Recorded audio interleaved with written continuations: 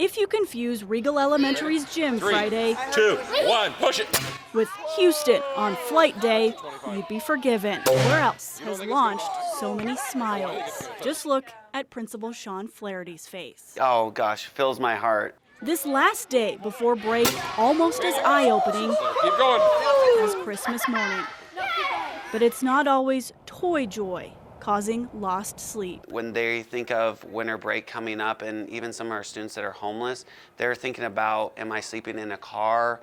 They lose sleep at night. They come home with stresses. They even have bad dreams about it. It's why last year, Regal staffers dubbed these pre-break days Hilltop Week. A week where we could have PE and music and art all together and support each other. A week of lessons of all kinds. Lessons about hearing and mobility differences through wheelchair sports and learning the science behind deafness. So not only are we doing this academic side and this emotional connection side, but we're also learning about each other and their experiences within our building. This STEM activity pairs upperclassmen with their younger schoolmates, engineering friendship and teamwork among ages and abilities. Okay, got a green and red rocket. There's a red in the corner. Fourth grader Aubrey feels out the corners of her coloring. Because I can't see. Aubrey is blind. Yes, I make it work always. She also helped paint the picture of her experience This is a Christmas one. speaking during a class on blindness. And so we're just trying to work together to get kids to know each other better in the building. Students will also take off for break with extra meals and winter wear. A school going above and beyond to make spirits bright. Shannon Mowdy, KREM News. If you wanted to grab lunch at Domini's Thursday, you had to be in line by breakfast. I'm really sorry, ma'am, but the line was starting back in the bay. Yes, way back in the hall. The chance to grab one last bite We're getting low on sourdough and French.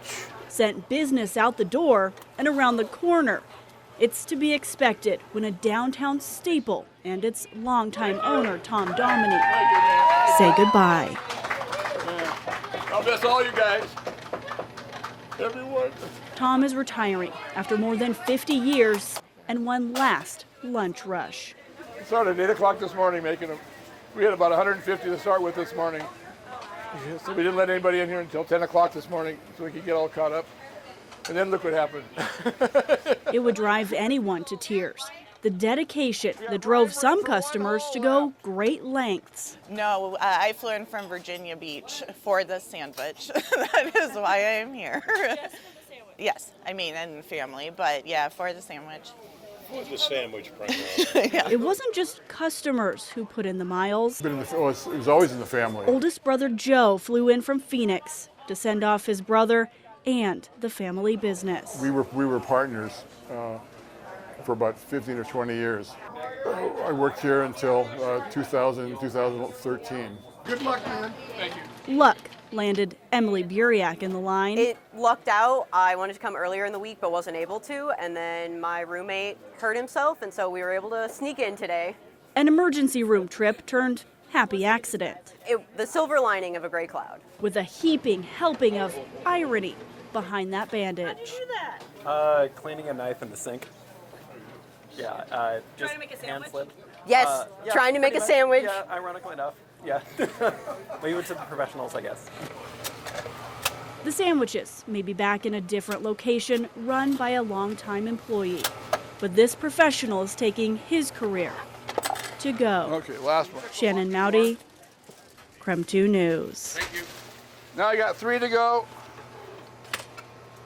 Thursday, the Hive was abuzz.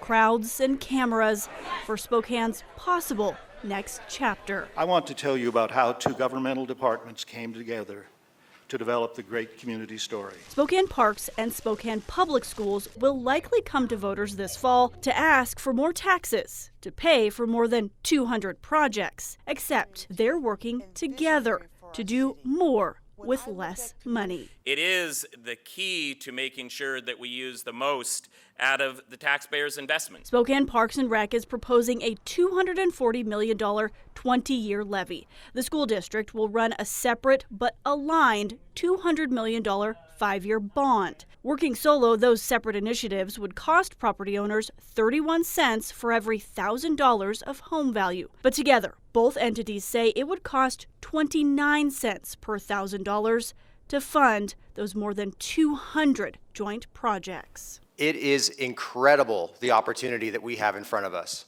We can leverage these investments and accomplish so much more between the schools and the parks. If passed by voters, the tax measures would mean upgrades to every city park and new facilities for anyone to use. Spokane Community College has offered its indoor pool to become Spokane's new indoor aquatic center. We have a high demand of swim lessons in our community. We also have a high demand of lap swim and programming time. Schools would also get upgrades or complete replacements. Adams and Madison would be rebuilt to also house Boys and Girls Club locations. So we stepped back and we said, maybe we shouldn't be building schools anymore. Maybe what we should be doing is building community centers. You can explore the hundreds of projects on togetherspokane.org and check the monthly tax impact based on your home's assessed value. For instance, for Spokane's median home value of $330,000, the two combined taxes would cost just under $8 a month. For a $450,000 home, you'd pay less than $11 every month. Together Spokane leaders say it's an investment in a new story for Spokane's future. It was obviously heartbreaking to not pass a bond, but it might have been the best thing that ever happened to Spokane.